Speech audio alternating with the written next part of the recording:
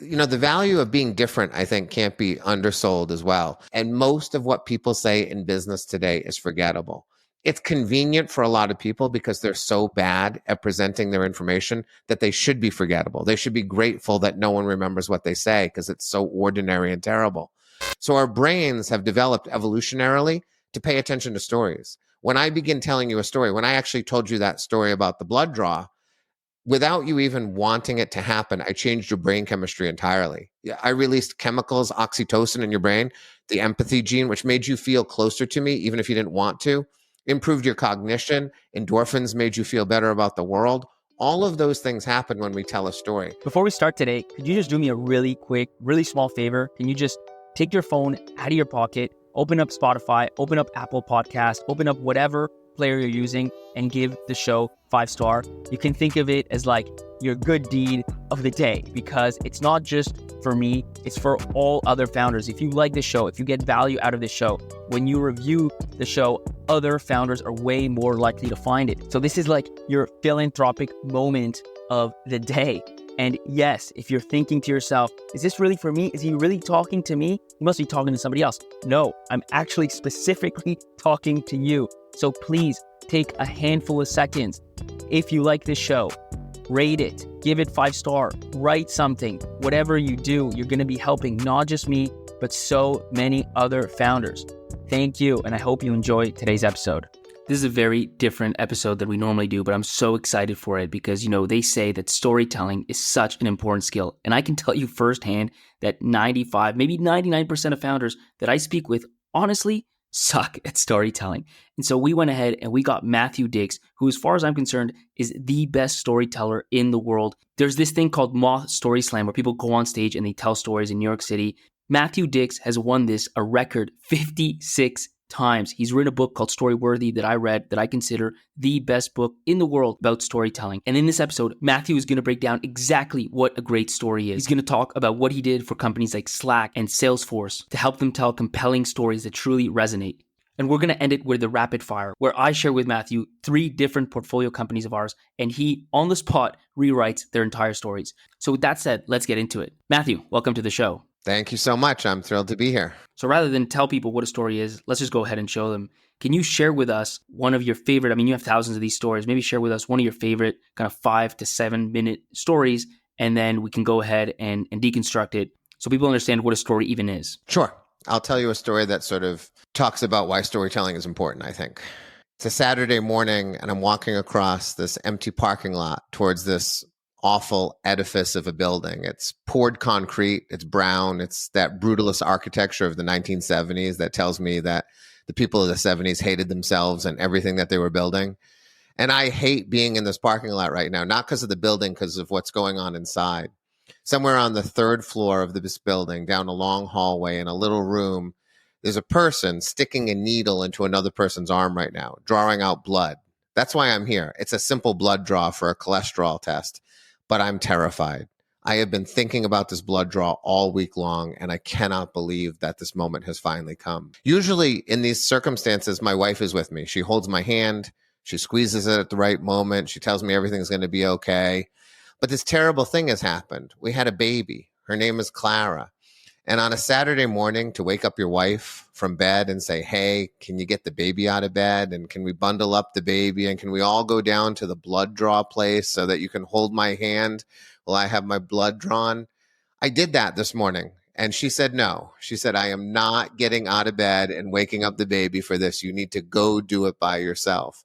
And I get it. She's not wrong. She loves the baby more than me. That is what happens when you become a mother. Before my wife, I would actually ask nurses to come in and help me. I'd say, can we get a second person in the room to hold my hand while you're going to draw this blood? And that used to work. But the last time I had a blood draw, the nurse told me that I'm a father now. She said, you need to grow up and get tough. Like, this is unacceptable. And I said, I'm tough. Like, I wear sweatshirts and sneakers in New England winters, and I don't complain about it at all. When the toaster oven goes off for my son's waffle, I don't use the wooden sticks to get, I reach my hand right into that toaster oven and I'm tough. I am a tough guy who's willing to put up with a lot of stuff, but this is something different for me. So I'm here alone on this day, and I can't believe it. So I entered the building. I pressed the button for the elevator for the 3rd floor. I'm waiting for this his carriage of death to descend. I'm remembering the last time I was with my wife, or the first time I was with my wife for a blood draw. It was actually for a student of mine who had cancer. I went to Sloan Kettering to donate platelets, which is even worse than a blood draw because they essentially take all the blood out of you, remove the platelets, and then put the blood back in. It's like an hour-long process. And they try to make it great. They put you in a comfortable chair. They give you a television. They say nice things.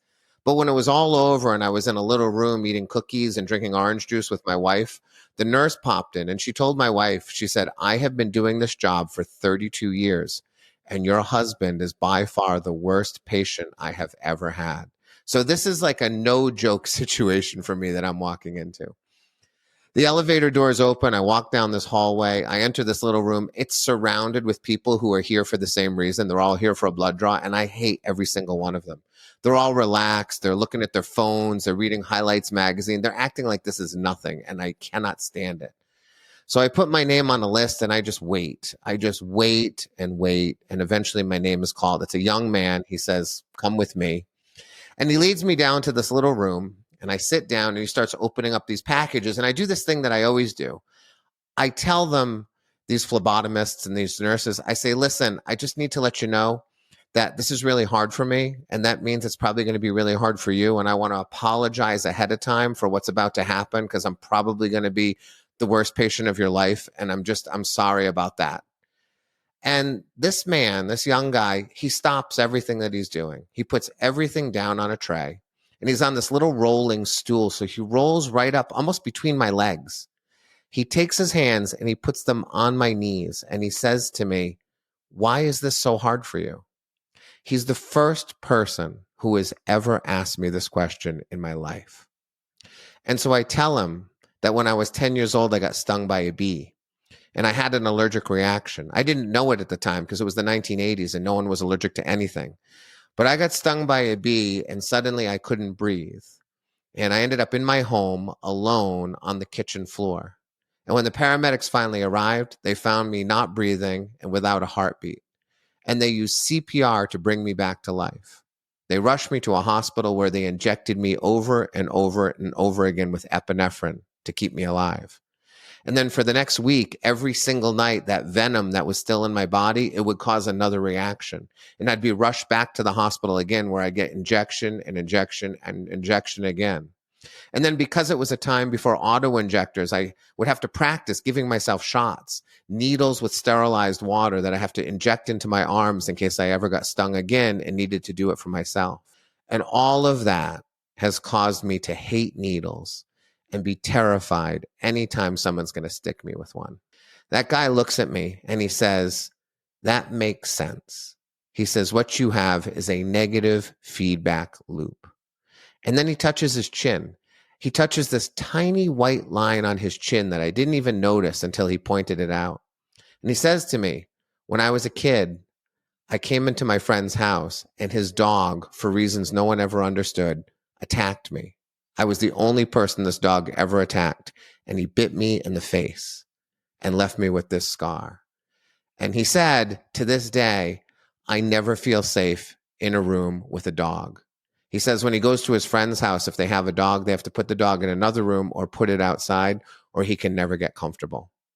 He tells me, I understand what you're going through. We'll do this together. It was the best blood draw I have ever had in my life. When I get back into my car in the empty parking lot, I'm crying over how lucky I feel to have met that man and had that experience. And so today, when I take my students camping in the fall and a little girl tells me she's afraid of the dark, I don't tell her to suck it up and go to bed. I tell her that I understand how terrible fear can be. And when my son tells me that he got hit by a pitch in the last Little League game, he's having a hard time getting close to the plate again, I say, I get it, because that's real. And when my peanut allergic daughter tells me that she's afraid to try a new food because she's afraid to have another reaction, I tell her I understand that fear is real and sometimes it's incapacitating, but oftentimes it can be conquered when we conquer it together. All right. So I like telling that story though, because it's a story about a story. Like that guy tells me his story about getting bit by a dog, and that changes everything for me. It's that idea that when someone tells you a story and they express empathy through storytelling, suddenly like things just shift enormous ways. Well, that did not disappoint, and I mean, I'm listening to the story like attentively, and I'm also in the back of my mind, and I stopped myself because I was kind of like deconstructing it a little bit, and I'm like, no, let's get fully sucked in by it. You know, at the end of the day, it's a story about, and you talked about this in the book, like everybody thinks a story needs to be about something crazy, like something insane, and that's definitely how I went into it. Like, what are some crazy things that have happened to me? What are the most attention grabbing things, and that's going to be the best story. It turns out those are, as you mentioned, like some of the hardest story and the easiest ones to tell are about the simplest, mundane things, like in this case, a blood draw, which, you know, everybody's gone through, everybody kind of gets it. And a lot of people know somebody, at least, who's really scared of them. But what makes that story so powerful? I mean, let's maybe, I don't know what the best way to deconstruct it is, but obviously it resonated, at least for me, I'm sure for most people listening. There's a point at which I was really drawn in. It starts off and you're like, do I really care? And then you kind of get sucked in, and all of a sudden you realize you're fully in it. So yeah, it would be great to kind of start deconstructing it and just what are some of the key pieces that make that as powerful as it was. Sure. Well, I mean, first it has to be relatable. You know, if we're telling a story that's sort of like a crazy thing happened, but no one can really understand it, has no universal appeal, it's not going to land very well. So, you know, whether you're afraid of getting a needle stuck in your arm, you probably were afraid at one point in your life if you're not now. But you understand what irrational fear is, because it is irrational. Like I should not be afraid about getting a blood draw or a vaccine, you know, a flu shot, all of these things.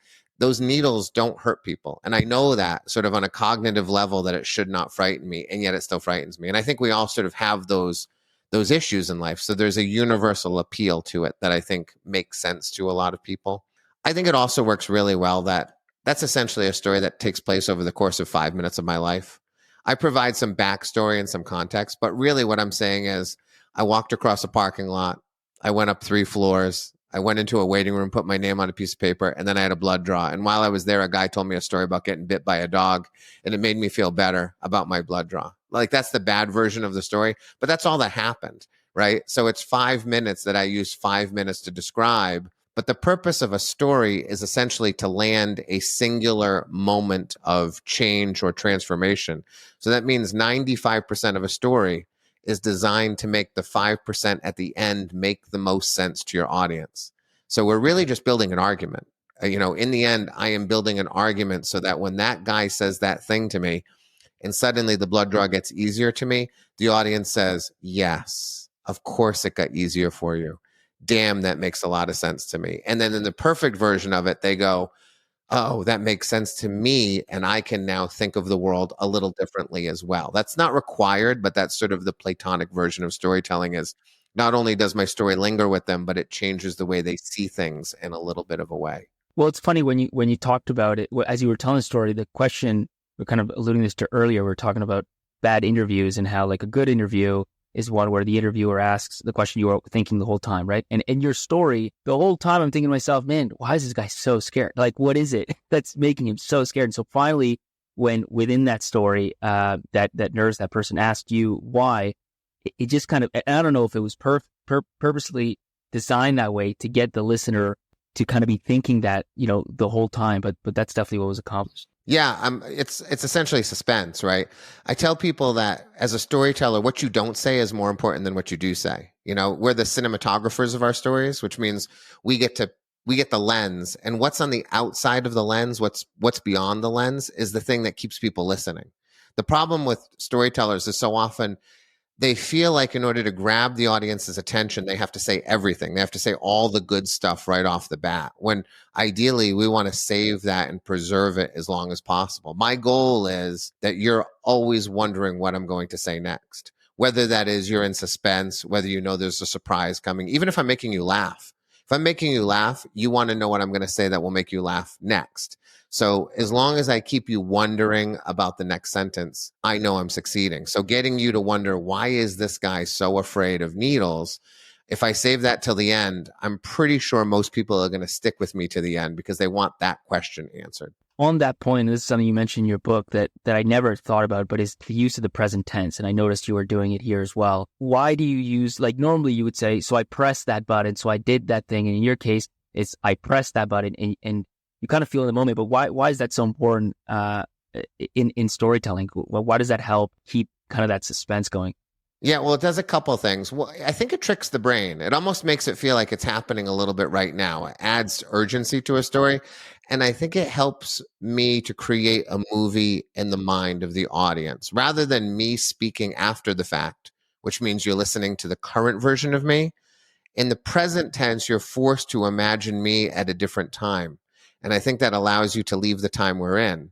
In the perfect version of the story, as your audience is listening, I want them to stop seeing what they're seeing. And I want them to see my story in their minds instead. And I think the present tense encourages that more. It also affords me the past tense. And that story, I use the past tense a lot. I open in the present tense. I'm walking across a parking lot.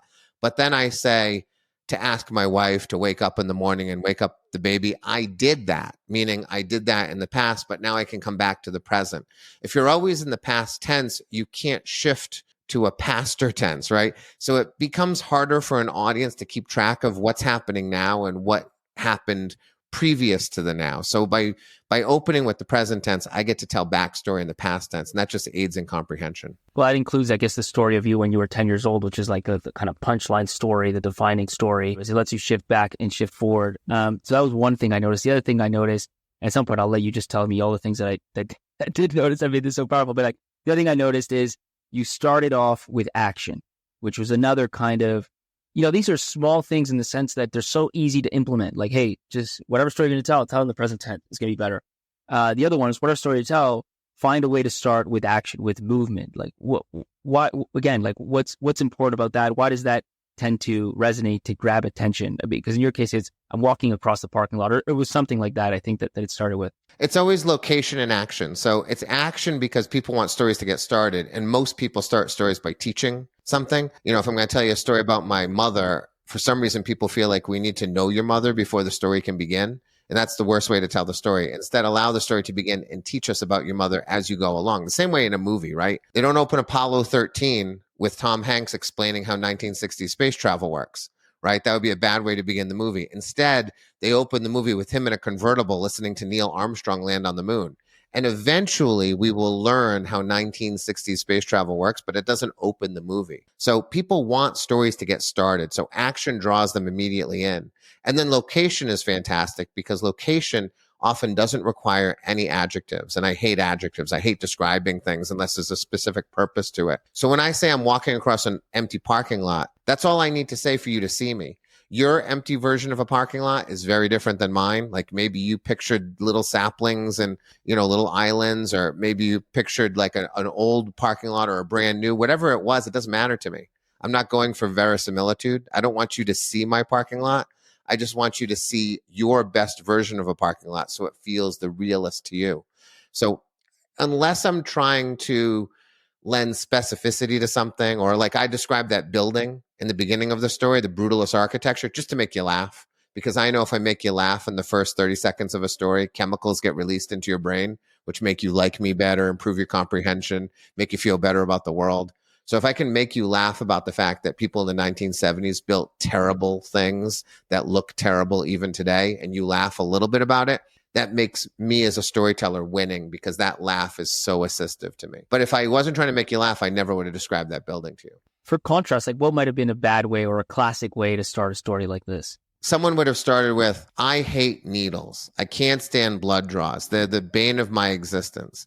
They ruin every day that I have, and I cannot stand even thinking about a blood draw coming, which was really hard for me on a Saturday morning when I was walking across a parking lot, right? At that point, you've actually told half the story, and we still have a long way to go. Dripping out information a little bit at a time rather than loading up the front would be a bad version of that story. Or telling it chronologically, which would be, so I wake up on a Saturday morning, I'm lying in bed next to my wife.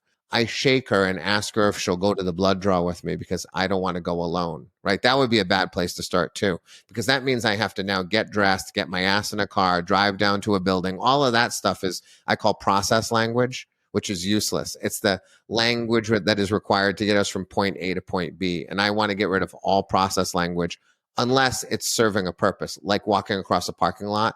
And while I'm walking, I'm explaining why this walk is so hard. Most people probably would have started chronologically with them opening their eyes or with some explanation about how afraid they are of needles.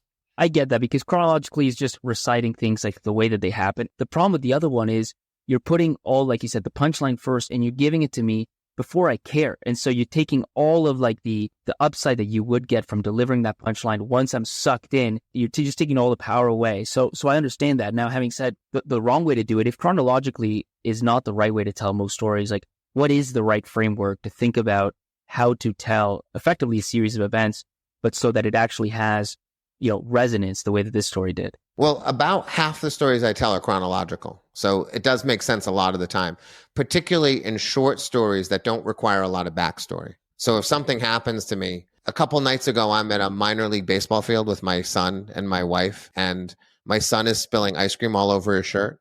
And I'm watching it happen and thinking, why is my 12-year-old boy such a fool? Like, why can't this kid figure out how to eat? And I'm about to say something when my wife says it for me. She says, "What is wrong with you, Charlie? Why do you have ice cream all over your shirt?" And he says to her, "Mom, it's called childhood." Just like that, I realized, damn, he's right. He's 12 and he's supposed to get ice cream all over his shirt. Like, that's the job of a 12-year-old. I think I actually have, my expectations for my son might be a little too high. Like, that is actually what he should be doing. That is a story that can be told chronologically because I don't require any backstory. I don't have to make an argument to you. I don't have to prove anything to you. In this story, I can't tell it chronologically because really chronologically, I'd have to go all the way back to that moment at Sloan Kettering with my wife, right? That's actually I'd have to go all the way back to when I was 10 years old and get stung by the bee. So because this story has so much backstory that I have to bring in, I don't want to tell it chronologically. So I want to choose a spot that allows sort of maximum wonder. And for me, it is, I'm walking towards a building that frightens me. And it frightens me because somewhere on the third floor, people are sticking needles into other people's arms. Those sentences, I love those sentences because those are the sentences that make people go, what the hell is going on here, right? And that's what I want. So oftentimes, if we're not going to tell a story chronologically, we want to find the moment that we can grab an audience's attention the best. And movies do this all the time. Movies often start somewhere in the middle, and then you eventually got to figure out how the hell we got here. And that's sort of the great version of a story oftentimes, which is I'm in the middle of something. I want to know what's going to happen next, but at the same time, I'm also wondering, how did we get here to begin with? And that tension between what's going to happen and what has happened, that causes an audience to be wrapped in a story constantly. Maybe the most important question, like if stories aren't about crazy things, outlandish things, what is the essence of a story? So it has to be change over time. Every movie you've seen, every book you've read, every Broadway show you've attended, ultimately it's a protagonist, a person or a group of people, or sometimes it's a product or a service or a company that has changed in some fundamental way. So in this story, I go from a guy who's terrified of blood draws and basically misunderstood by the world to a guy who manages to have a reasonably less frightening blood draw because someone chose to stop for once and actually engage with me and tell me a story. It doesn't mean every blood draw since then has been wonderful, but honestly, every single one has been a little better than the ones previous because of this moment I have with the guy. If I don't have change over time, though, if I don't fundamentally shift in a positive or a negative way, then it's just reporting on your life. Then it's just some stuff happened and I'm going to tell you what happened. And those are great stories for spouses and mothers and no one else. No one has ever said, I hope he reports on his life today. They want to know, did something meaningful happen? And if so, then you get to speak. Well, even in your short story about your son, there was that change moment, which I think could have gone unnoticed. You went from thinking, your kind of your expectations changed, or the way that you thought about where your son was in his life changed. And that's what was the kind of key moment of that story, even though it was like a 30-second story. Now, I'll probably stretch that because, I told that to someone the other day and I realized, that story, like I knew it was a story because I knew I had changed. on reflecting, which is what storytellers need to do, we need to be obsessed with our lives in a positive way. Most people don't spend time thinking about their lives or giving themselves time to think about their lives. They sort of just keep moving. And so that moment happened at the minor league park, and Charlie said that great thing, and I thought, my expectations for him are too high. And then in thinking about it over the last couple of days, it also occurred to me, when I grew up, I didn't really have parents who were taking very good care of me, and I was the oldest of 5. So in a lot of ways, I was the parent to my brothers and sisters. And in a lot of ways, I took care of myself. And it occurred to me just over the past 48 hours while reflecting, the expectations I have for Charlie are actually the expectations that were required of me as a child. So I keep thinking to myself, like, I used to make my own lunches. Why can't Charlie do that? I'm like, well, I actually had to make my own lunches because no one else was making my lunch, right? I did my own laundry at 10. Well, that actually was because no one else would do my laundry at 10. So I've now been thinking about how that's actually going to end up being a story about how I didn't have so much of a childhood because my parents required me to be more responsible earlier than I needed to be. And I've been sort of thinking that about Charlie. And that moment in the baseball park made me realize, oh, I'm trying to treat him or expect of him the same thing that I did as a kid, but what I had to do as a kid was inappropriate. Like, I shouldn't require my son to be as responsible for his life as I needed to be. So now you can feel it's becoming much more of a story, but that's only because if you're a storyteller, you're actually interested in your life and you spend time thinking about it. Most people don't. They just move on past those moments. They go, here's a funny thing that my son said. And that's the end of that story, is here's a crazy thing my son said. I heard the crazy thing and then said, what the hell does that mean to me? And I finally came upon it. That's a really good segue, because obviously here we're talking to an audience of startup founders, and it's all about how to use it. Everybody talks about this. Like, you want to be a good storyteller as a founder because, and the Don Valentine quote that I actually mentioned even the other day talking to a different guest is, money flows to the best storytellers. And I think that's very true, especially in the earliest stages, which is most of the people that are listening. And so every now and then, like very rarely, I will meet somebody who is truly a great storyteller, and they will start talking and I am just sucked in, right? Fully sucked in, fully immersed in the story they're telling me, which is a business story about customers. Most of the time, it's not that way. Most of the time, the analogy, like to the story you're telling, but your child, would be like, customers have these problems, blah, blah, blah, right? And it sucks. And here, I'm going to fix it. And whereas, like in your case, you kind of had this discovery moment that changed your expectations. And a lot of it would be like, how do you find those moments that you've had as a founder? And the reflection comes into this, because as a founder, you're moving at 100 miles an hour. You're doing all these things. You're learning all these things. You don't even realize that you're learning. Then you go out in front of somebody who doesn't know your market, 1% as well as you do, doesn't know your customer set 1% as well as you do.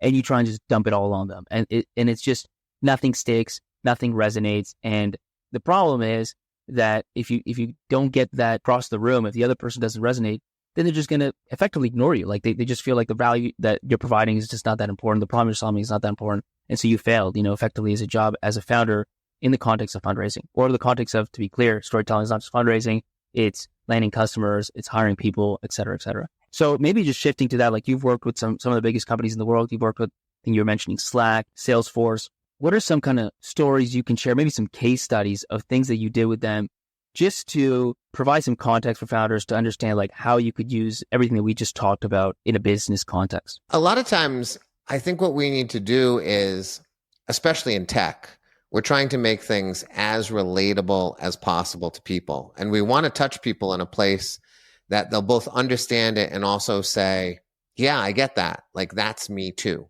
right? So, there was a moment when I was working with Slack, and they were trying to sort of segment their audience. They were trying to say there's 3 different types of customers that we have. We've got these technologists and companies who like secretly bring in Slack to their one little division, and they're kind of using it privately, and it's limited to this one little scope, right? And those are great. Those are people who sort of bring it in. And then there's the companies that say, we're going to get Slack, we're going to institute it, we're going to follow all the rules, everyone's going to have it. And then there's that customer that gets Slack and then actually takes advantage of all of its tools, and they actually begin to modify it to fit their company. And they said, we want to make it clear to customers that you might fit one of these 3 categories, but you're all our customers. They came to me and said, what story can we tell? And I always think, we're not going to tell that story. We're going to tell a different story that relates to that story, right? And it's almost always just my story. There's a company that actually calls me Metaphor Man because they always think I have a good metaphor. I never have a metaphor. I have a personal story, and all we do is we pull me from the story, and that creates the metaphor. So in the Slack example, I said, it was during the pandemic, I said, well, listen, I used to be able to cook one thing, macaroni and cheese with hot dogs, which sounds ridiculous, but my foodie wife thinks it's fantastic. She's like, I can't believe I've never had macaroni and cheese with cut up hot dogs in it the way you make it. It's fantastic. That was my one thing. So that was technologists bringing Slack into the company and doing one thing really well in a small way, right? But then the pandemic hits, and because we don't want to go to the grocery store so often, we start to get HelloFresh meal kits. And weirdly, those kits teach me how to cook. Suddenly I'm like zesting a lemon, I'm seasoning chicken.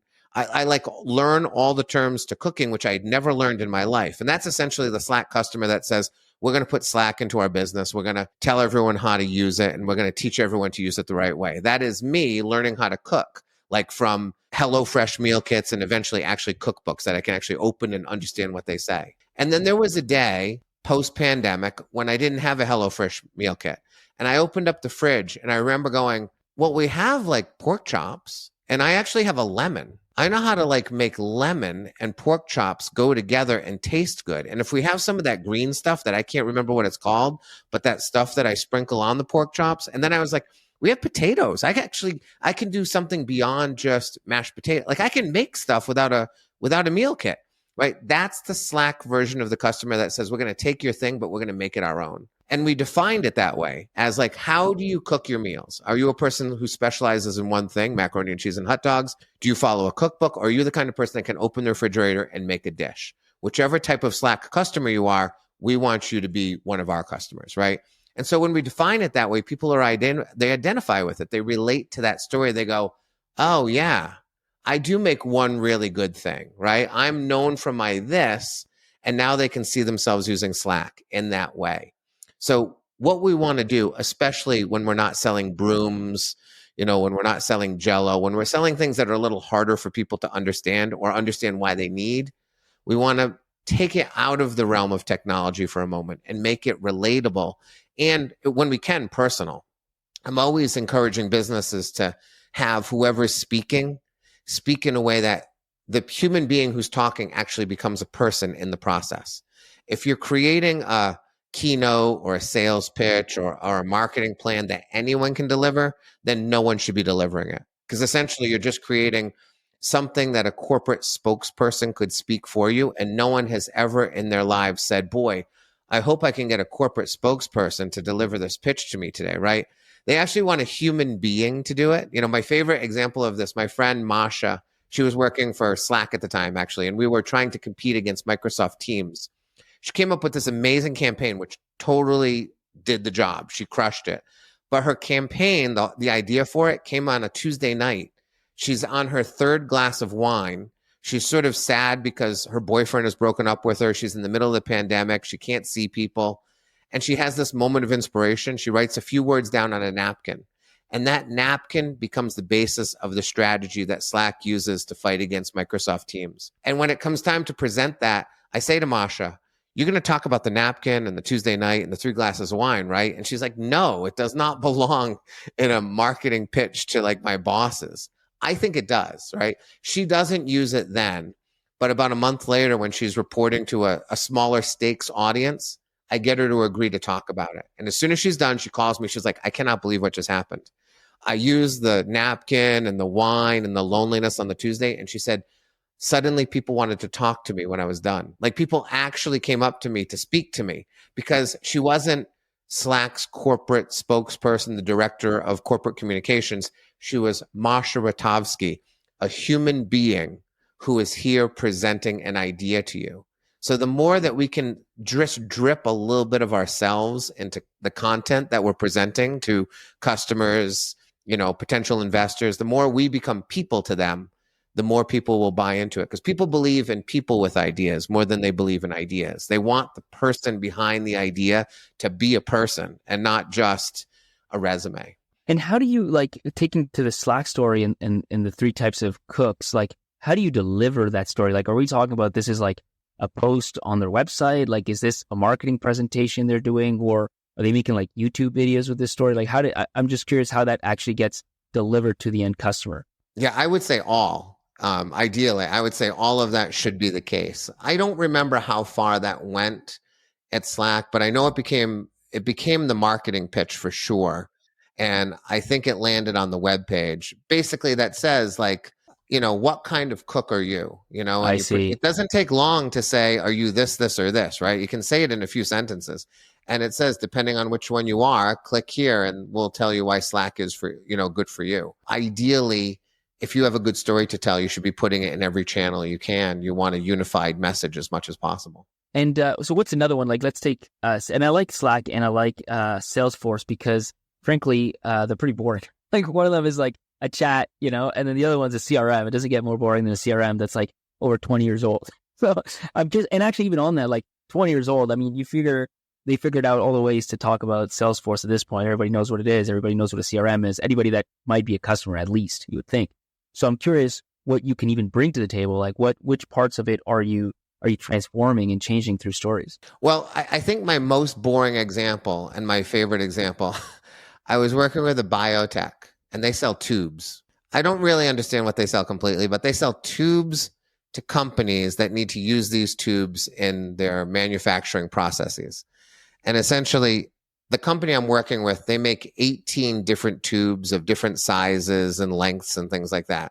And all their competitors make one tube. And the one tube you have to retrofit. So if you buy their one tube, which is a lot cheaper, it's not going to fit what you need, but you can sort of make it work, right? But the company I'm working with says, we sell 18. It improves the efficacy of your manufacturing. It's definitely more expensive, but you should get our tubes. And so I'm prepping some scientists to go to a conference to get some sales leads, and I'm teaching them how to tell stories. And they all tell stories. They do a great job.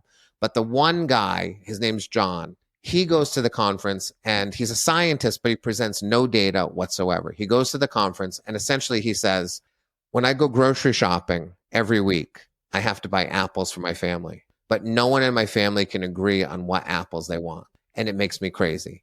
So I got to get 4 Cosmic Crisps for my son.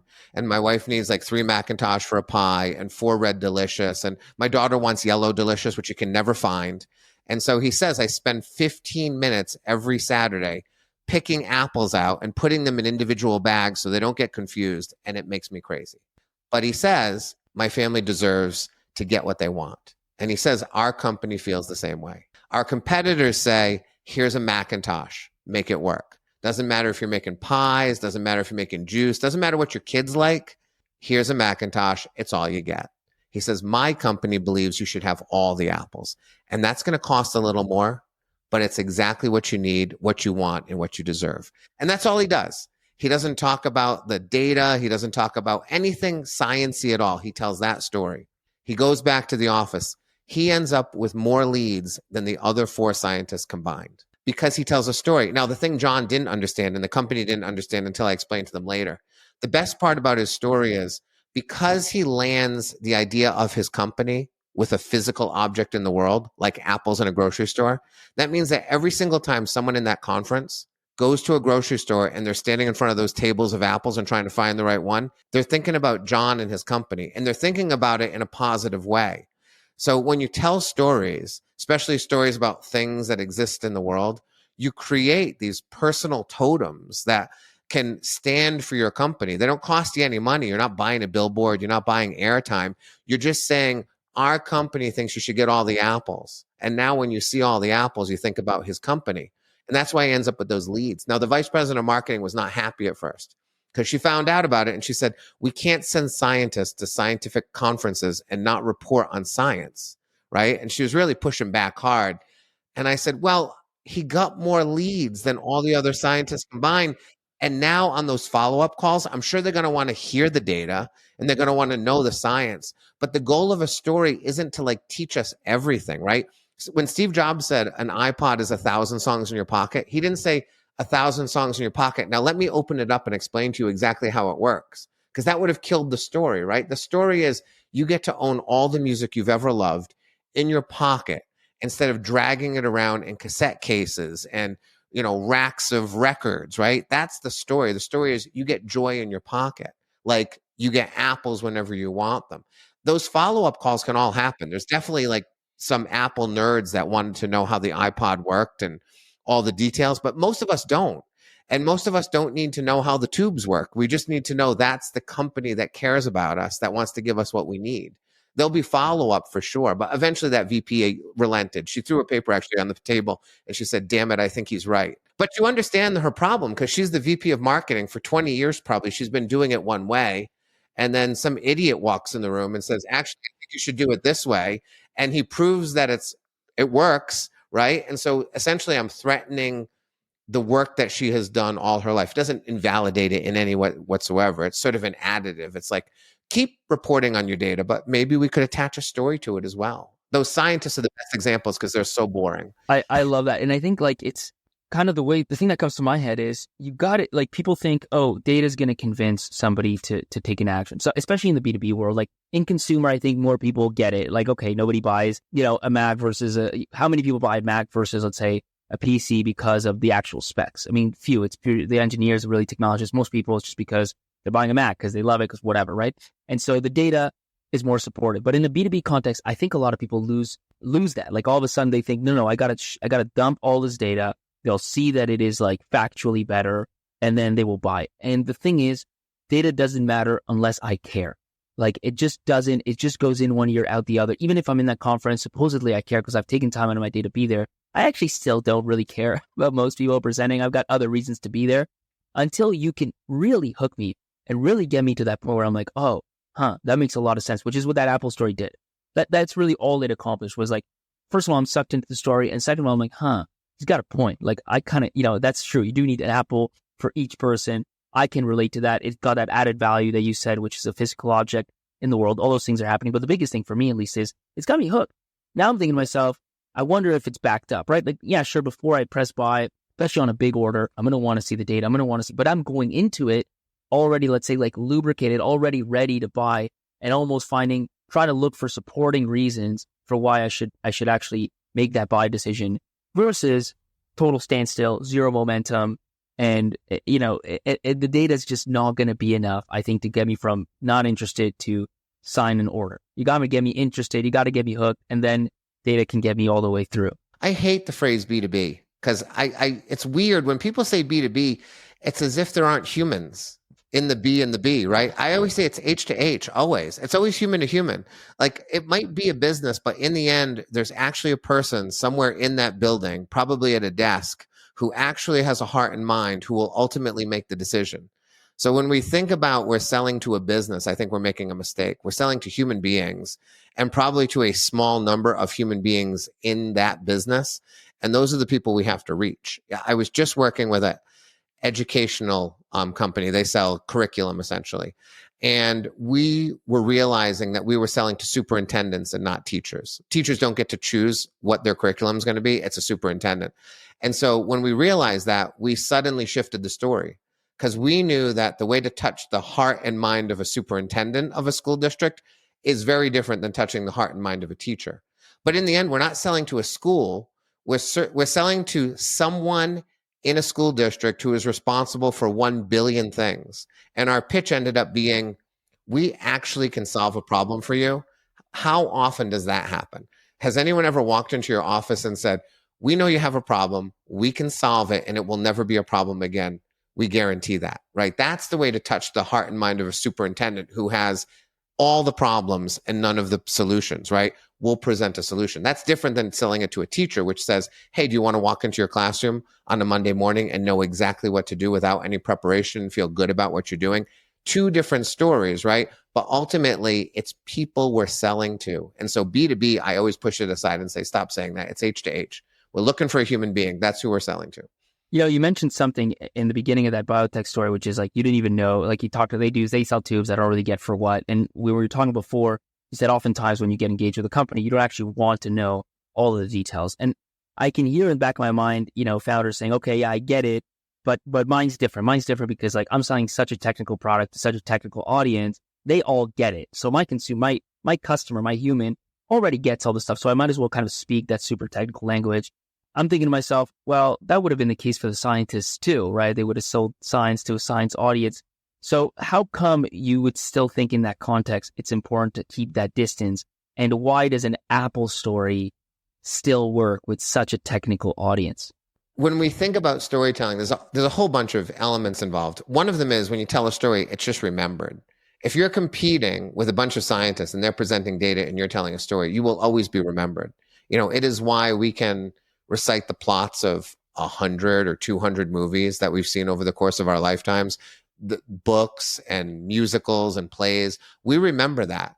And that's only because human beings, for almost all of our existence, all until the last 1/4% of human existence, we couldn't write. It is only in the very, very briefest moment of time that we could communicate from generation to generation through the written word. So prior to that, the only way we passed information from one generation to the next was through storytelling, oral storytelling, which kept us alive. It was the stories that said, don't eat the berries from that bush because it killed Uncle Dave. Or, that water over there made Aunt Janice sick. Don't drink from that water hole. That's literally how human beings survived for almost all of our lifespan. So our brains have developed evolutionarily to pay attention to stories. When I begin telling you a story, when I actually told you that story about the blood draw, without you even wanting it to happen, I changed your brain chemistry entirely. I released chemicals, oxytocin in your brain, the empathy gene, which made you feel closer to me, even if you didn't want to, improved your cognition, endorphins made you feel better about the world.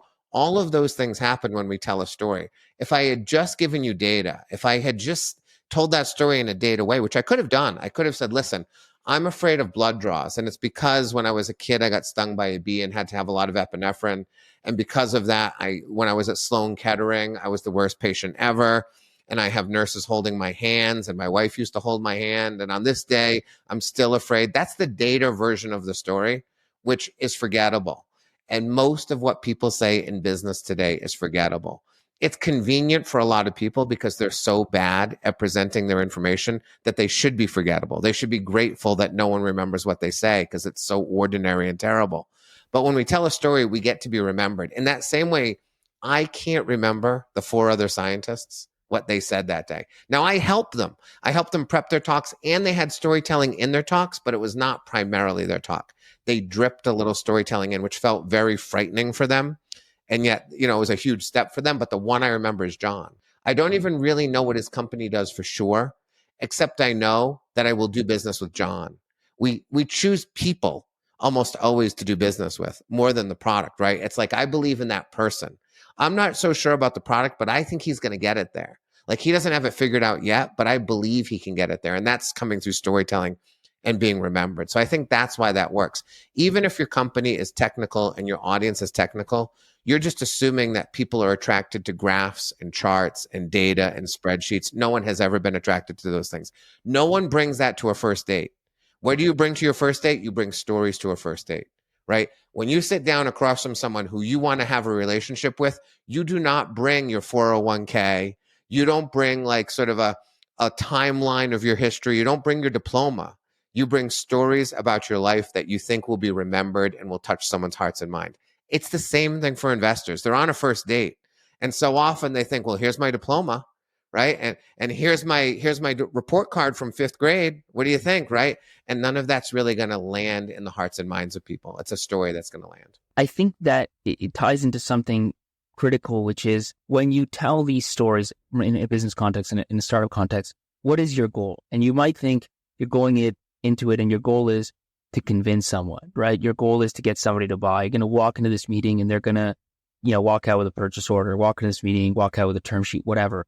And I would almost argue, based on what you just said, like, change that whole goal and just have the mindset of, my goal is just to not be forgotten. I mean, if I'm telling something that just keeps me in somebody's mind for much longer than others, I win. Like, that is a huge win in a world where there's so much stuff being thrown at you.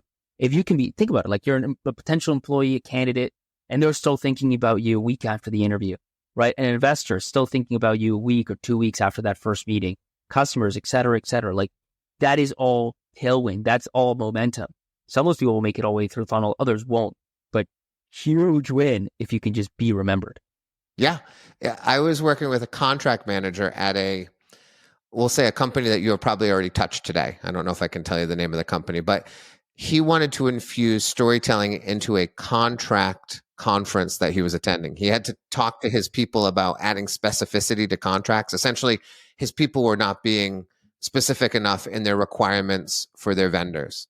And he said, I want to do that through storytelling. I want to be remembered. So I told him, I said, again, creating a metaphor, I said, well, listen, when I go to a restaurant and I order a hamburger or a hot dog or anything, I always tell the server, I don't want any pickles on the plate because I hate pickles. And for some reason, pickles are the only food item that are arbitrarily applied to plates, like without any announcement. Like you'll order a hot dog and fries, and then there's just a giant pickle the size of the hot dog sitting next to it. And I can't stand the smell of them, the taste of them. And the worst thing about pickles is they infect everything on the plate. You put a pickle on a plate with a hot dog, the hot dog tastes like pickles, the French fries taste like pickles. So today, when we go to a restaurant, my wife and I, no matter what I order, I always say, and if you're going to put a pickle on the plate, don't, please. I ordered clam chowder once with my wife. And I told the server, I said, and if you're going to put a pickle on the plate, please don't. And she said, you're ordering clam chowder, right? I said, I am, but I don't know what you're going to put a pickle on because you guys just think you can put pickles everywhere, right? And I told them that story. I said, so what I would do is I would tell them that story, make them laugh. And I'd say, that's what you need to do. You need to be as specific with your contracts as I am about pickles in a restaurant. And then I asked the guy, what are you going to use? What are you super specific about? And he said, I'm going to use your pickle story. And I said, do you like pickles? And he said, I don't like them anymore. And so he went and used my pickle story to make his point. And it actually became part of the language at the company. He actually uses the word pickle now. If he sees a contract that doesn't have enough specificity in it, he says, this contract has a pickle in it. You need to get the pickle out. So it actually becomes that memorable thing. And like I explained to him too, when his people go out to dinner and they order a cheeseburger and they find an arbitrary pickle placed next to the cheeseburger, they're going to be thinking, oh, right, contracts, specificity, I got to do my job well, right? He is reinforcing that message and becoming unforgettable simply by applying a story, my story in this case, to his message. And suddenly it becomes something we don't forget, as opposed to what he planned on doing, which was, we need to be more specific. Let me give you two examples of how we weren't specific and how it sort of let the company down. You could put that away in 5 minutes. You can forget about that forever. But the pickles, you will be thinking about me. Everyone listening to this right now, the next time they see a pickle on the plate, they're going to think, oh, that storytelling guy who I listened to on the podcast, right? I've created that in the minds of your audience now. It won't last forever, but it's going to last a little while. And that's what we're looking to do as storytellers. I want to move to the last part of this podcast, but I have to ask this because it just came up in this story, which is, this guy, Sean Perry from My First Million, he has this quote. He says, never let truth get in the way of a good story. So what do you think about that, especially in this context where, he borrowed your story, made it about him. He likes pickles. Now he doesn't. What's kind of like the gray zone, and then what's the never get to this, cross this line zone? I'm a little opposed to that quote, really. The problem is I'm a novelist too. So I'm a professional maker-upper of stuff. So when I'm telling true stories, the thing I love about it is I'm burdened with facts that I have to sort of organize like a puzzle. What I will do is I'll throw out facts that don't help me. So some random person is in a story that doesn't really do anything, they're gone. I'll compress time, something that takes place over the course of 3 days. I'll make it 3 hours so it's easier to understand. But I never put anything into a story that didn't exist. My problem with that guy and the pickles is when I tell you the pickle story, you now know something about me that you didn't know before. And I have become more human to you, more authentic, right? He's just adopting my story, which is to say he's not really sharing himself to his people. He's sharing a fake version of himself to his people. It's going to land the message. But I also think as anyone in business, and particularly anyone in leadership, our job is to sort of become more known to the people who we work with, the people we're selling. In the same way, if you were in school, the teachers we tend to get most attached to are the ones who we actually get to know. As a kid, there were some teachers that operated in a black box. I didn't even know if they were parents. I didn't know if they were married. They were just, it was Mr. Morin. I knew nothing about his outside life. And therefore, I didn't feel very close to him. Whereas Lester Maroney, my French teacher, I knew his wife's name. I knew his kid's name. I knew he had a swimming pool in the backyard. I knew the things he loved. I knew the things he hated. I won the French award as a senior because I loved Lester Maroney because he let himself be known to me. We need to do that as business people. So that guy, he stole my pickle story, but what I would have loved for him to do if he had been a storyteller, I would have said, just spend a little bit of time. I am sure there's something in your life that you're super specific about. And I actually gave him other examples. I said, when I was 19 and 20, I color coded my hangers. That was stupid to buy colored hangers to match my clothing, right? That would have been another story I could have told, right? And that would have made people laugh. And he's like, I don't have those stories. And I said, you only don't have them because you haven't thought about it. Like you haven't walked away and spent 2 days looking at your life and going, where am I kind of crazy, right? I'm crazy about hangers and pickles, or I was crazier about hangers and now pickles. Find your stuff. So I prefer when people are truthful because I think it reveals a little bit of us. And the more we reveal of us, the more people believe in us. So let's move on to this last part, maybe the best part. I think we saved the best for last, which is kind of seeing this in action, because it's easier. Even like, I mean, there's the kind of normal stories, and then you got your case studies, which, they're handpicked from a bunch of different situations, but you're a founder, you're like, okay, but here's my thing, like here's my business, here's my pitch. What do I do to really transform it? So let's make that happen. So I'll tell you about a company. This is a portfolio company of ours, company I work closely with, called Visual Ping. And what they do, Visual Ping, is they are, it's a website where if you need to know that another website changes, you go to this website, you put like a screenshot of the website you're trying to monitor as an example. So like, let's give you like a consumer example. You want to know there's a pair of shoes you want to buy from the Nike website, or some other website that doesn't have like an out of stock email notification. So you'll take a screenshot of this website, you'll go to Visual Ping, and you'll kind of highlight the part of the website you want to change. And when that part goes from out of stock to, showing you a bunch of sizes, you get a notification, right? It's used in that consumer world. It's used actually mainly in B2B for several different things, like monitoring your competition, monitoring the pricing of your competition. It's used by lawyers to monitor regulatory changes. So they have to look in a bunch of different places to see if some sort of law, some sort of regulation changed. So they'll get pinged when that sort of thing happens. So those are, a few different, it's used even by like sometimes hedge funds to monitor, as an example, like the team page of some company, and, the team changed. Maybe that's a signal for stock buying or selling, these sort of things. So anyways, I'll stop there, but that's what the company does. So let me just give you a couple stories I might tell that we would eventually sort of maybe spin into that. The purpose of the company, I'm always thinking in terms of theme, meaning, or message. The purpose of the company is to make sure you're aware of things you care about changing when they change, right? So I instantly started thinking in my mind, when was I wanting to know about a change in something that I cared about? I don't know if these would be the stories we'd use, but this is the process I would go through. I'd say, all right, when I was 19 years old, Kristen Sloan called me and she said, I have great news. Peter's out the door. Peter's out the door are the words I was waiting to hear for a long time. Because when Peter's out the door, that means Kelly McDonald is now single. And I basically spent the last 2 years monitoring Kelly McDonald's like relationship status, waiting for the moment when I might have a chance to date this girl. And Kristen Sloan was the person I put in charge, her friend. When Kelly's available, call me and let me know so that I can see if I can date Kelly McDonald, right?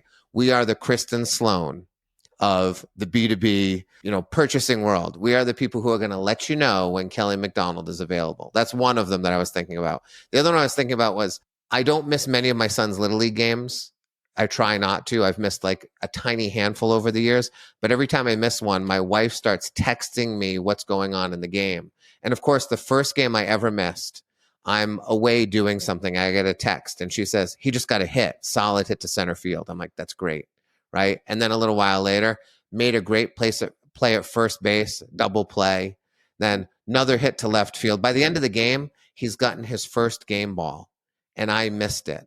But I was being pinged the entire time by my wife because she knew I didn't want to know tomorrow how the game went. I wanted to know how the game was going on a minute by minute, second by second basis. That's what we do for you. We're not going to tell you 3 days later that the price went down. We are in the business of letting you know at the moment you care about something, that something is changing, right? We are going to be the wife informing the husband of the son's baseball success and breaking his heart that he wasn't there at the time. Those are immediately two stories I think about. And that's just matching theme, meaning, and message. It doesn't mean they're the right stories, but I feel they're on the right track to telling the right story. And then basically I do is whoever I'm talking to at Visual Ping, I'd be like, what stories do you have like that? Can we weave one of those stories into the pitch you're giving? And that can be like 30 seconds at the top of the pitch to an investor. I would do like, if I was pitching the company, I would tell the Kelly McDonald story for sure.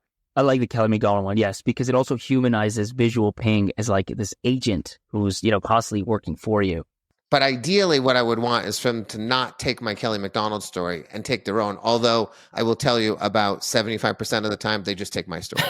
I have watched my life be used to sell product for a long time.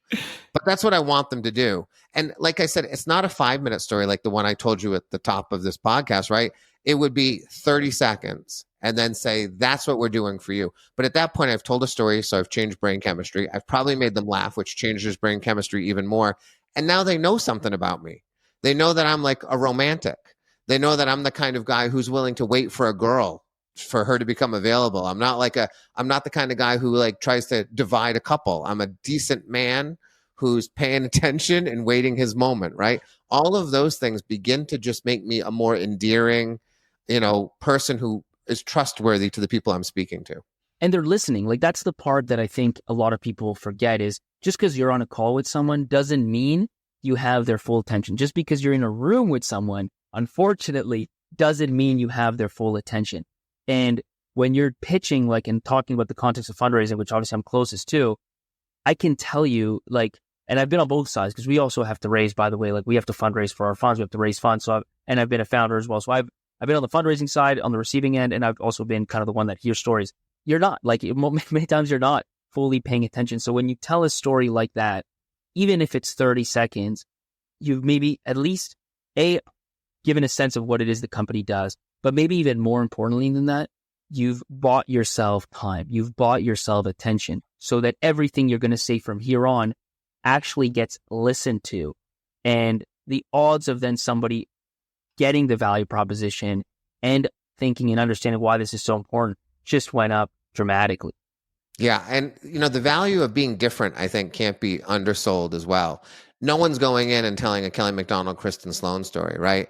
You're the only one doing it. You can choose to fight on the same field that everyone else is fighting on, or you can go fight on your own field. And I'm always choosing my own field. So just walking in, and the way I started that story, I'm not sure if I would start it initially, but essentially the phone rings and Kristen tells me Peter's out the door, right? That can't help but make you wonder, what is he talking about, right? Because most people walked in and said, hi, right? I'm so-and-so, and I'm here to talk today about so-and-so, right? And what you said is totally true. My first principle of all storytelling is no one wants to hear anything you have to say unless you give them a reason to listen. And that is an attitude I have when I take a stage and I perform, or when I'm pitching a client, or when I'm talking to my kids. When I'm talking to my own children, I assume that my own children never want to hear anything I have to say. Probably unless most true. Yeah. Right. Most plus. But you're right. Like when someone has a microphone, or they're standing at the end of a conference table, or they're standing on a stage, I was talking to a vice president, and he literally told me he's speaking at the Javits Center to 8,000 people. He says, well, they're my people. They're all my employees. They're going to listen. And I said, are you crazy? I said, no one will listen to you. Like no one in the world will listen to you unless you give them a reason to listen. It doesn't matter. I said, in fact, I think they're less likely to listen to you because you're the boss. You have to say something that means something to people quickly, or you will lose them forever. And I think I believe that the bar's as high as it's ever been because you have so much at you. Like if you can't get my attention, believe me, there's a bunch of other things that can. And even if I'm like on a Zoom call with you, I've got this thing open, I've got that thing open. I'm in an audience, forget I got my phone. As soon as I'm bored, I'm taking my phone out, I'm checking whatever, like some thought I had in my head. So there's a lot of competition for attention out there. And I don't think in any context can you assume that you've got it unless you've earned it. I completely agree. Your pedigree disappears. Someone once said to me, well, Barack Obama, everyone's listening to him. And I said, they're not unless he's good. Your pedigree ends the moment you open your mouth. And if Barack Obama takes the stage and he sucks, people stop listening, even if he's Barack Obama. It does not matter who you are. If you suck, nobody cares. So let's do one more. This other company, and this is like maybe even an easier one, but a company called Rome. And what they do is they sit between Hertz and Avis and these car rental companies that are perfect if you need a car for like a weekend or a week, and, financing or leasing a car, which is the way you do it if you want a car for, usually 3 years plus. What Rome does is a car subscription. And it's a car for a month, 6 months, 12 months. It is your car, so you get it, like you can use it all the time, but you're not locked into some long-term contract. Used by consumers, obviously, who want a car for the summer, for golfing, who just got a new job, who just moved to a new country. but also now used by businesses, by enterprises. As an example, movie studios who will have a production that takes X number of months, 50 different people, 100 different people need access to vehicles to get around from place to place. And so they'll work with Roam to get that, because unlike some of the more traditional car rental companies, Roam also has kind of this back-end data that gives them visibility into who's driving cars, where the cars are, emissions, and these sort of things that are important to enterprise customers. So are we selling to customers, or are we selling to Hertz and Avis? Who are we selling to? So we're selling to direct to consumers. Like, you go on the website Roam and you can get a car, and to enterprise customers as well, who will come in and not through a website. They'll call and have a discussion and end up with 50 cars, 100 cars, or whatever. So when I'm thinking about theme, meaning, and message, I'm thinking about, in this case, it sounds like the value of having something very good, but on a temporary basis. Like, I need something good, but I don't need it for long, So again, right off the top of my head, my first thought was, my wife and I, when we had our baby Clara, we got a crib, and it was a rocking crib, but you had to physically rock it. And the first night I realized this sucks, because my daughter wakes up if she stops rocking, and I can't sleep if I'm rocking. This is a bad combination. So I go online to try to find a self-rocking crib, which 15 years ago, there was one on the market. It was the ugliest thing you have ever seen in your life. It was like the anti-crib, the crib no mother would want, except my wife was now a mother. She experienced a night of sleeplessness, and she was like, you get that broke-ass crib into this house right now. So I went and I bought it. It has like a mattress from Guantanamo Bay. It was like, it's the worst thing. You would never put your kid in it, except if you want to sleep and you want your kid to sleep, you just let them sleep. So it was great. For 4 months, I used it. And then I was done with it, and I put it in the basement. And then my friend Erica had a baby, and she came to work, and she's like, I am exhausted. I said, listen, I have something for you. It's fantastic. It's temporary. It absolutely gets the job done. You will not want to own it forever. It is the ugliest thing in your house, but you'll want to own it forever. And she said, bring it on. I brought it to school. She's like, because I work at a school. She says, I can't put my kid in that. And I said, listen, take it home. I think you're wrong. 2 days later, she's like, yeah, I'm using that crib. That crib is amazing. That is the greatest crib on the planet. Right. So that's the value of sort of, it's temporary. You don't want to own it, but you need it for a while, and it's going to be absolutely essential to your life. That was the first thing that came to mind. I don't think it lands well because it just seems too complicated to tell, and you want stories that have simplicity. But if you follow at least the process that I'm taking, it's theme, meaning, and message always. So this is the story of a company that provides a much needed service on a temporary basis. You want it to be reliable. You want it to be there for you, but you want to be able to let it go at some point as well. It's actually kind of like a prom date, right? Which is like, I don't have a girlfriend, so I need someone to bring to the prom. I need someone who I enjoy spending time with, but I need to be able to release that person at the end of the prom and not make them feel like this is a relationship. Well, I think just to bounce back, like on the crib one, if the crib wasn't an ugly crib, it was just a normal fine crib, the rocking crib, that might reduce some of the complexity, and also obviously the disassociation between, Roam cars are fine, great cars, right? So maybe get rid of that part. And then maybe more about kind of how now it sits in your basement. It's untouched, unloved, full of dust. It was amazing until it was completely useless. And that's, most cars. And so that's what we do, like something like that. But I could see how that would tie in.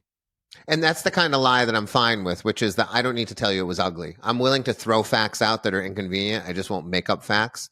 But that was, what's important to remember is the process I take with the company is we're going to brainstorm for an hour. I'm going to say, let's think of all the things in the world that we have used on a temporary basis that we love to have in the period of time we had them. But then when we were not needing them anymore, we were so happy to be able to release them and not have them burdening our life. We don't want to have a 3-year lease.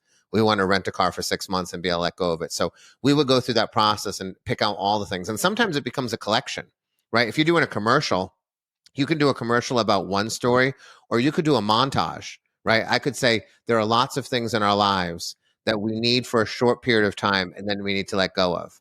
Your baby's crib, your prom date, right? And we could do a whole list, right? And then it could be welcome to Rome, right? It is the car version of all those things, right? And that might be a great pitch too, because sometimes a story is a long, in-depth story, and sometimes I often think of it as skipping across a stream, little steps along the way that build the argument instead. In fact, I kind of like that one better for this, collecting a bunch of things that are used temporarily and then released, but we enjoy the time we spend with them. That might be even better. And it can be funnier because you compare a crib to a prom date. Already that's funny because when you push two things that don't go together, that creates humor. So I'd be like, let's just make the biggest list possible, and then we'll pick the ones off the list that all work the best together, and maybe we'll have 6. And we'll go with those 6. Well, there'll be the opening of the pitch. There'll be the commercial that we're going to run on television. We could even have a billboard with the 6 things and then Rome in the middle of it. Like, we could do all of those things. So I'd be thinking along those lines in terms of telling the story. Well, it's good because, again, it's memorable. And the other thing is it like convinces by association. Like your mind, part of it is laughing, but part of it is saying, yeah, it's true. You definitely only need a crib for a while. Yeah, it's true. You definitely only need this thing for a while. Oh, maybe you actually do only need a car for a while. Because a lot of times you tell this and you're like, why would I need a car for a few months? I don't really get it. So that shifts the mindset into more of an accepting mindset. By the time you get to the car, you're already kind of warmed up to the idea, yeah, there's things you need for a while. And I could see why a car might be one of those things. It's nostalgia too, which is so powerful. If you put a crib in front of me, I'm thinking of my kids. And now I'm thinking about my kids when they were little. And now I'm thinking about my kids when they were little in association with your company. And whether I want it or not, I now you like your company a little bit more because they made me think of my little kids. And when you say prom date, I actually went to 1 million proms and loved all of them. And so now I'm thinking about proms and being a teenager again. I'm feeling good about that. And all of those good feelings get associated with the company that's pitching those good feelings to me. So all of that's going to work really well in terms of getting people to believe in a company, trust a company, and say, that's the one for me. I mean, I think most of these decisions people are making, they tend to be unconscious. I think about Coca-Cola in a certain way, not on a cognitive level and not because of one commercial that I saw. I think it is sort of just seeped into my pores by the way Coke has made me feel about America and being an American and, living in the world. And I think the same thing happens with most of these companies. So sometimes it's a direct one-to-one argument in terms of a story, but a lot of times it's hitting them again and again. I think those apples in John's case makes people feel good about a company that says you should get all the apples. It's not really a logical argument when it comes to tubes, but it's just the way you feel about a company that makes you take that second meeting. And then that second meeting, you can bring in the person who's really good with numbers and they can convince you that not only do we have all the apples, but we have the numbers too. Maybe let's do just one last one. I think this was actually the hardest. So I saved the best for last. A company called Salesforce, and they sell safety software for construction companies. So construction companies now more than ever, they get fines, frankly, when they don't follow certain safety protocols. And what that's led to is more and more mountains of paperwork, people signing forms, storing forms, et cetera, et cetera. What Salesforce does is it digitizes all those processes. So you have an app and you have a web app and people kind of sign things digitally, and all of your kind of safety infrastructure as a construction company lives in one place. Is this a company that's keeping construction workers safer or sort of mitigating the litigious problems in the future for the company? It's ultimately a combination of both. I mean, by helping companies follow these protocols, it does actually reduce safety incidents, and they have that data to support it. And of course, also helps companies avoid, potential lawsuits or fines or things like that down the road. Well, again, thinking about theming and a message, it's the theme of safety and keeping people safe and making sure that, when things aren't safe, that something's going to be covered, that you're not going to be, in a pickle, we'll say, and having a problem with that. So contrast works really powerful in storytelling when you can contrast two things that are like opposites, but not necessarily the opposite. My instant feeling is something to the effect of when I was a kid and I rode my bike, I did not wear a helmet and no one knew where I was. And it's a miracle that I'm alive today. Today, when my kids go out, every time they go out, they're wearing a helmet. And they've got a bike that's safe, that actually has reflectors. My son has a light on his forehead in case it's dusk that he likes to wear because it makes him feel safe. Like, we're making the world a safer place for our kids. But there are places where we're just not actually doing that for other human beings. Like, we're willing to put a helmet on our kids, and yet across the street, a building's being built, and there's like 37 people working on building that building. And because we're not focused on the safety of those folks, people get hurt on those places all the time. Like, Why are we investing so much time in building a safer world? And I'd pick out a whole bunch of safe things. Like, here's the way we're making the world safer. You know where we're not making the world safer, oddly?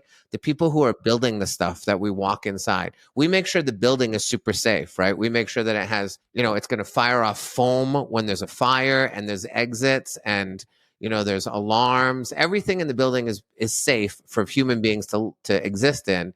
And yet the people who are building the buildings, we are not making the world safer for them. They're getting hurt making the world safer for us. Let's fix that, right?